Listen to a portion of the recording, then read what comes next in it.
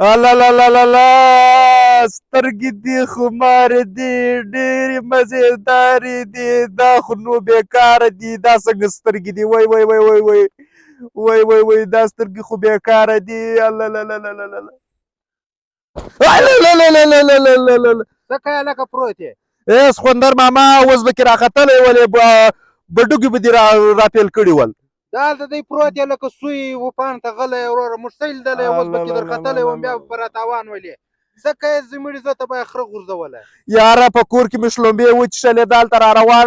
روان ولم ترپ دلته راوولېدلم یاره ته خو مې پورته که پورته شه یاره ټیم مه پاڅوه ولاړ شه یاره ته خو لاس راکړه پورته مې که اخوا ته زما خره را روان دي کې درخیزې وزنې دي یاره له وسه مې نه کېږي ته لاس راکړه پورته مې که بیخي سست یم یاره ته لاس راکړه دا څنګه انسان توبه خدای پاک که توبه خدای پاک هی د سستۍ ګرځره پر لار نشي کړی او پخوانو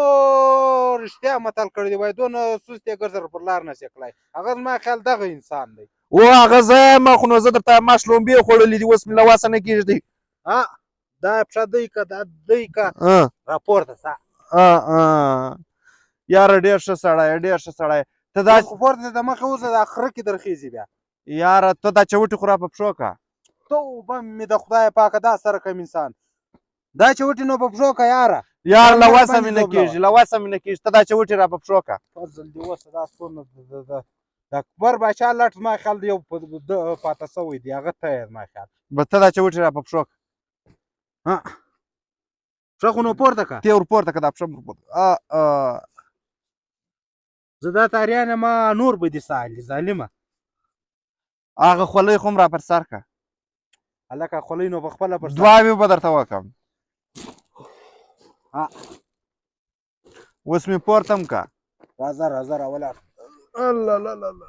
کور یې ودان حاجي صاحب کور یې ودان کور یې ودان کور یې ودان هلکه ته تر اوسه چېرې وې نن درېیمه د په شلومبو پسې مې استولی وې پلاره زړه مې غواړي چې دلته مې ور رانیولی ولې و دا سړو اوبو مې ور اچولی شلومبو پسې دې راستولی ولم هغه مې ډېره هوا ورته وسوله کراره مې وچښلې هغسې پر لارې را روان وم دهلته وښکېدلم تر اوسه پروت ولم دغه سړی رالی کور یې ودان ډېر زبردسته سړی دی راپورته یې کړلمه چوټې هم را په پښو کړلې خولۍ هم را پر سر کړله یار حاجي صاحب دا دې ډېر سست زوی دی یوه معنا هم نه لري دا دونه سست دی ولاس چاله سوی دی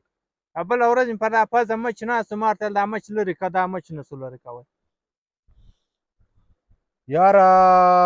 واقع یاره دین محمد ته نه یم ملامت بالکل نه یم ملامت زه تا نه ملامت وم ما درته وویلې ما مه ملامتوه هلکه دا زما د جیبه دا د سکوټر چابۍ راوکاږه چې ولاړ